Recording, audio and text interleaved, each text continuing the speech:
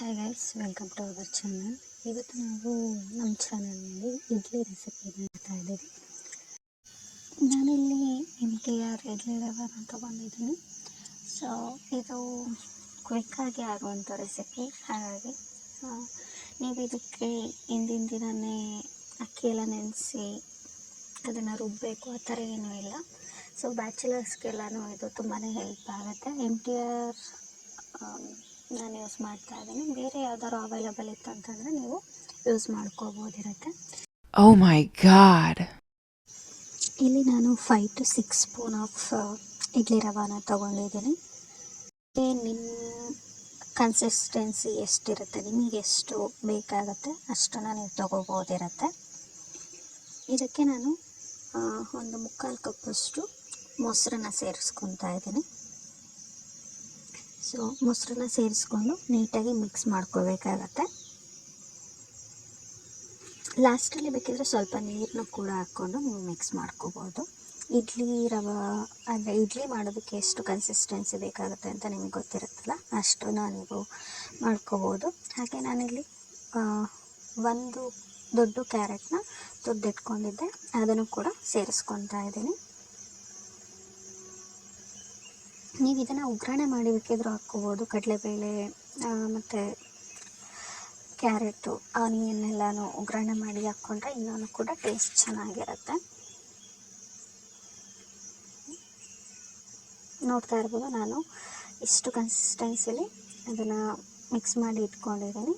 ಹಾಗೆ ಇಲ್ಲಿ ಚಟ್ನಿ ಮಾಡ್ಕೊಳೋದಕ್ಕೆ ಸ್ವಲ್ಪ ಆಯಿಲ್ ಮತ್ತು ನಾನಿಲ್ಲಿ ರೆಡ್ ಚಟ್ನಿ ಮಾಡ್ಕೊತಾ ಇರೋದು, ಹಾಗಾಗಿ ಕಡಲೆನ ಫ್ರೈ ಮಾಡ್ಕೊತಾ ಇದ್ದೀನಿ. ಸ್ವಲ್ಪ ಟೈಮ್ ಫ್ರೈ ಆದಮೇಲೆ ಇದಕ್ಕೆ ಸ್ವಲ್ಪ ಮೆಣಸಿನ್ಕಾಯಿನ ಸೇರಿಸ್ಕೊತಾ ಇದ್ದೀನಿ. ಇಲ್ಲಿ ಒಣ ಮೆಣಸಿನ್ಕಾಯಿನ ಹಾಕ್ಕೊತಾ ಇದ್ದೀನಿ ನಾನು.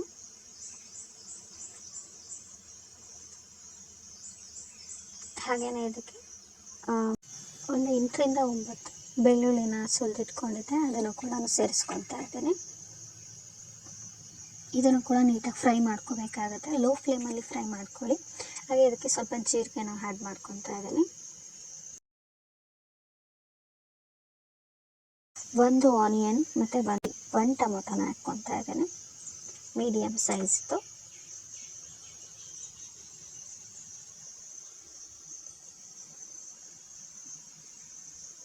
ಹಾಗೆ 1 ಬೌಲ್ ಕಾಯಿ ತುರಿನ ಹಾಕ್ಕೊತಾ ಇದ್ದೀನಿ. ಇದನ್ನು ಕೂಡ ಫ್ರೈ ಮಾಡ್ಕೋಬೇಕಾಗುತ್ತೆ. ಮೊದಲು ಹಾಕಿರೋ ಇಂಗ್ರೀಡಿಯೆಂಟ್ ಎಲ್ಲನೂ ನೀಟಾಗಿ ಫ್ರೈ ಆದಮೇಲೆ ಕಾಯಿನ ಸೇರಿಸ್ಕೊಂಡು ಸ್ವಲ್ಪ ಟೈಮ್ ಫ್ರೈ ಮಾಡ್ಕೋಬೇಕಾಗತ್ತೆ. ಇದನ್ನು ಸ್ವಲ್ಪ ಟೈಮ್ ಕೂಲ್ ಆಗೋದಕ್ಕೆ ಬಿಟ್ಬಿಟ್ಟು ನೆಕ್ಸ್ಟ್ ಇದನ್ನು ಮಿಕ್ಸಿಗೆ ಹಾಕ್ಕೊಂಡು ಮಿಕ್ಸಿ ಮಾಡ್ಕೋಬೇಕಾಗತ್ತೆ. ಹಾಗೆ ಇಲ್ಲಿ ನಾನು ಇಡ್ಲಿನ ಮಾಡ್ಕೊಳೋದಕ್ಕೆ ಇಡ್ಲಿ ಪ್ಲೇಟಿಗೆ ಸ್ವಲ್ಪ ಆಯಿಲ್ ಹಾಕ್ಕೊತಾ ಇದ್ದೀನಿ.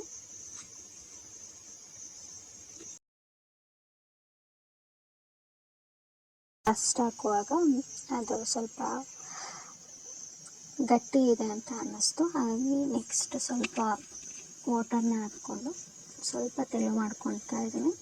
ಈಗ ನೋಡಿ ಕನ್ಸಿಸ್ಟೆನ್ಸಿ ತುಂಬಾ ಚೆನ್ನಾಗಿ ಆಗ್ತಾ ಇದೆ. ಅದಕ್ಕೆ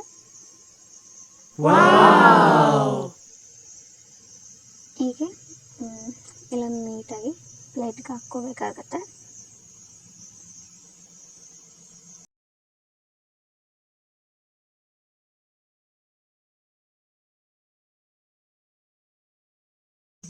ಹಾಗೆ ಇದಕ್ಕೆ ಮೇಲ್ಗಡೆ ಕ್ಯಾರೆಟ್ನ ಆ್ಯಡ್ ಮಾಡ್ಕೊತಾ ಇದ್ದೀನಿ.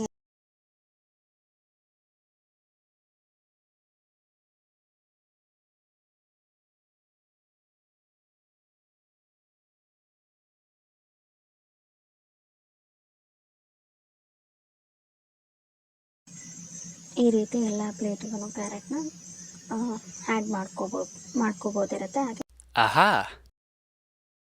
ಹಾಗೆ ನಾನು ಮತ್ತೆ ಒಂದು ಪ್ಲೇಟ್ನ ಕೂಡ ರೆಡಿ ಮಾಡ್ಕೊತಾ ಇದ್ದೀನಿ.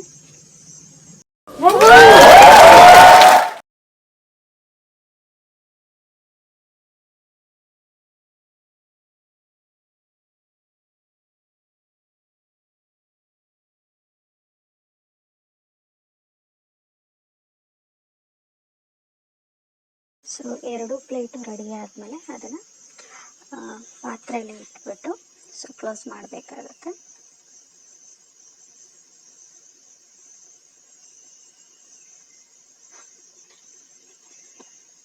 ಹಾಗೆ ಈಗ ಏನು ಹುರಿದಿಟ್ಕೊಂಡಿದ್ರೆ ಅದು ಕೂಲಾಗಿದೆ, ಅದನ್ನು ನಾನು ಮಿಕ್ಸಿ ಜಾರ್ಗೆ ಸೇರಿಸ್ಕೊತಾ ಇದ್ದೀನಿ. ಹಾಗೆ ಇದಕ್ಕೆ ಸ್ವಲ್ಪ ವಾಟರ್ ಹಾಗೆ ಉಪ್ಪನ್ನ ಹಾಕ್ಕೊಂಡು ಮಿಕ್ಸಿ ಮಾಡ್ಕೊಬೇಕಾಗುತ್ತೆ.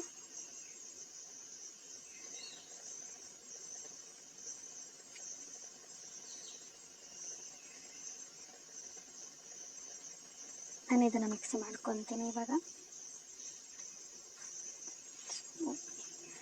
ಚಟ್ನಿ ರೆಡಿ ಆಗಿದೆ. ಅದನ್ನು ಇವಾಗ ಸ್ವಲ್ಪ ಒಗ್ಗರಣೆ ಮಾಡಬೇಕು. ಫಸ್ಟು ಇದನ್ನು ಮಿಕ್ಸಿ ಜಾರನ್ನು ಒಂದು ಬೌಲ್ಗೆ ತೆಗಿತಾ ಇದ್ದೀನಿ.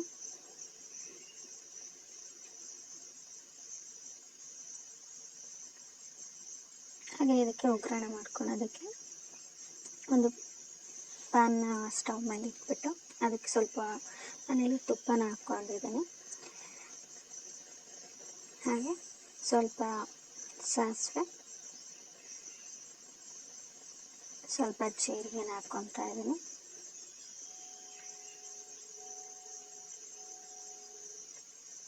ಹಾಗೆ ಸ್ವಲ್ಪ ಕಡಲೆಬೇಳೆನ ಹಾಕ್ಕೊತಾ ಇದ್ದೀನಿ.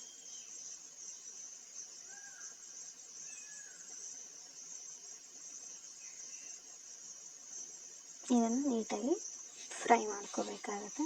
ಹಾಗೆ ಇಲ್ಲಿ ಬಂದು ಮೆಣಸಿನ್ಕಾಯಿನ ಕೂಡ ಆ್ಯಡ್ ಮಾಡ್ಕೊತಾ ಇದ್ದೀನಿ. ಇದು ಹಾಗಿದೆ. ಇದನ್ನು ನಾನು ಏನು ರುಬ್ಬಿಟ್ಕೊಂಡಿದ್ವಲ್ಲ ಆ ಚಟ್ನಿಗೆ ಸೇರಿಸ್ಕೊತಾ ಇದ್ದೀನಿ.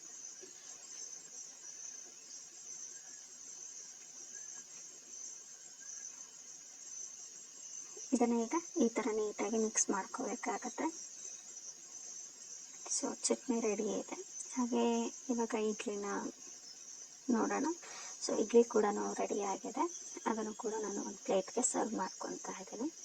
ನೋಡ್ತಾ ಇರ್ಬೋದು ಎಷ್ಟು ನೀಟಾಗಿ ಬಂದಿದೆ ಅಂತಂತ.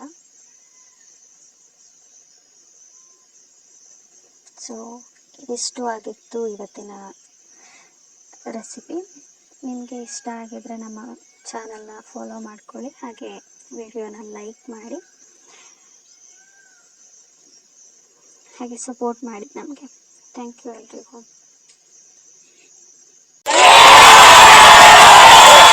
Game over.